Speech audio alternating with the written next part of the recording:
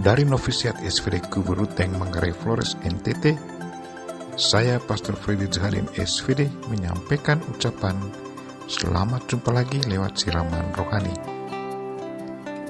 Hari ini Rabu 2 September 2020. Injil hari ini diambil dari Lukas bab 4 ayat 38 sampai 44. Kita diingatkan supaya selalu siap sedia berpindah tempat untuk melayani sesama.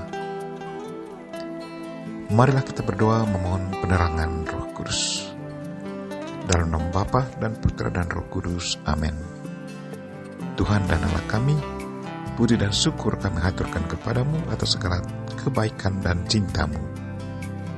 Terima kasih karena Engkau mengingatkan kami untuk selalu siap sedia berpindah tempat untuk melayani sesama. Tuhan, gerakkanlah hati kami untuk selalu siap menerima keputusan pemimpin kami dan dengan senang hati pergi melayani sesama di tempat yang baru. Tuhan, utuslah Roh Kudus-Mu, terangilah pikiran dan hati kami, agar sabda-Mu yang akan kami dengar dapat kami pahami dengan baik, dan isi pesan-Mu dapat kami hayati dan amalkan dalam hidup harian kami. Doa ini kami sampaikan dengan perantaran Kristus Tuhan kami. Amin. Tuhan sertamu. Inilah Injil Yesus Kristus menurut Lukas bab 4 ayat 38 sampai 44. Kemudian ia meninggalkan rumah ibadat itu dan pergi ke rumah Simon.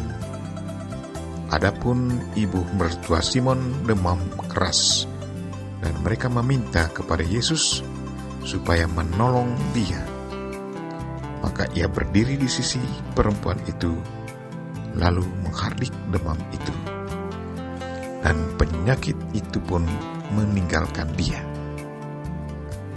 Perempuan itu segera bangun dan melayani mereka. Ketika matahari terbenam, semua orang membawa kepadanya orang-orang sakitnya yang menderita bermacam-macam penyakit. Ia pun meletakkan tangannya atas mereka masing-masing dan menyembuhkan mereka. Dari banyak orang keluar juga setan-setan sambil berteriak, "Engkau adalah Anak Allah." Lalu ia dengan keras melarang mereka dan tidak memperbolehkan mereka berbicara, karena mereka tahu bahwa ia adalah Mesias. Ketika hari siang, Yesus berangkat dan pergi ke suatu tempat yang sunyi. Tetapi orang banyak mencari dia, lalu menemukannya dan berusaha menahan dia supaya jangan meninggalkan mereka. Tetapi ia berkata kepada mereka, "Juga di kota-kota lain, aku harus memberitakan Injil Kerajaan Allah, sebab untuk itulah aku diutus." Dan ia memberitakan Injil dalam rumah-rumah ibadat dan di Yudea. Demikianlah Injil Tuhan. Terpujilah Kristus. Saudara-saudari dan anak-anak yang terkasih dalam Kristus, tema renungan kita hari ini ialah siap sedialah selalu melayani orang yang membutuhkan pertolongan. Sesudah bekerja selama 50 tahun lebih di daerah misi, seorang misionaris tua kembali ke negaranya dengan rasa sedih. Dengan polos dia katakan bahwa berat rasanya meninggalkan orang dan tempat kerjanya. Dia rindu untuk tetap tinggal di daerah misi, tetapi karena keadaannya semakin tua dan pelayanan kesehatan di daerah misi kurang memadai, maka dia harus menerima keputusan serikat untuk pergi. Sebelum tinggalkan daerah misi, dia sempat membagi pengalaman misinya dengan para seminaris.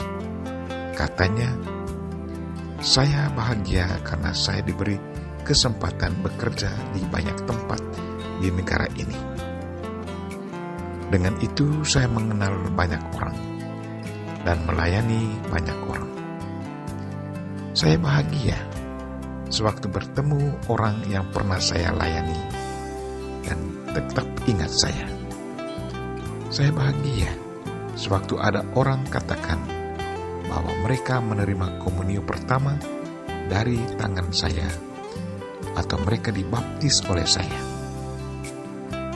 Saya kadang rindu tinggal bertahun-tahun di salah satu tempat, tetapi kerinduan itu harus saya batalkan karena tidak sesuai dengan semangat seorang misionaris yang selalu siap sedia pindah ke tempat lain sesuai dengan kebutuhan gereja. Pada akhir sambutannya, dia ingatkan para seminaris harus rajin berdoa, karena doa adalah sumber kekuatan jiwa kita. Harus perkuatkan rasa cinta akan Kristus dan gerejanya, karena itu adalah dasar kebahagiaan dan kekuatan kita dalam bermisi. Itulah kisah dan pesan seorang misionaris tua yang sangat mencintai tugasnya dan selalu siap sedia pindah kemana saja pemimpinnya menempatkan dia. Hari ini, Yesus ingatkan kita akan tugas pelayanannya. Ia bukan saja melayani umat dan mengajar orang dalam bait suci, tetapi ia juga keluar dari bait suci, mengunjungi dan meletakkan tangannya atas orang yang menderita semacam-macam penyakit dan menyembuhkan mereka, serta mengusir setan-setan. Ia bukan hanya bekerja, tetapi masih juga mencari kesempatan untuk berkomunikasi dengan Bapaknya. Berdoa di tempat yang sunyi. Dia sadar bahwa sumber kekuatannya berasal dari Bapaknya. Bekerja dan berdoa sungguh sangat seimbang bagi Yesus.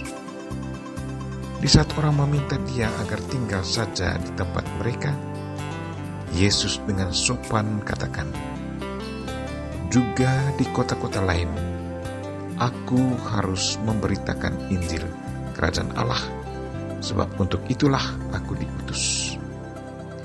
Yesus sungguh sadar akan tugas perutusannya.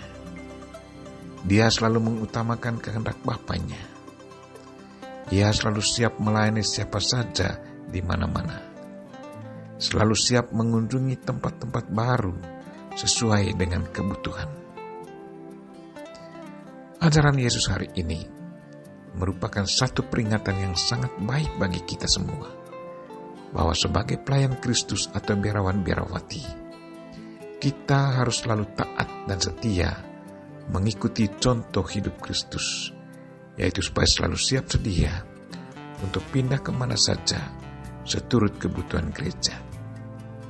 Kita harus selalu ingat bahwa kepada kita sesungguhnya sudah diberi tugas untuk melayani sesama, dan tugas pelayanan itu bukan saja terbatas pada wilayah tertentu, tetapi terbuka kemana saja. Menerima dan mengikrarkan kaul-kaul untuk seumur hidup berarti siap menerima konsekuensinya, yaitu siap sedia setiap saat melayani umat Allah di mana saja.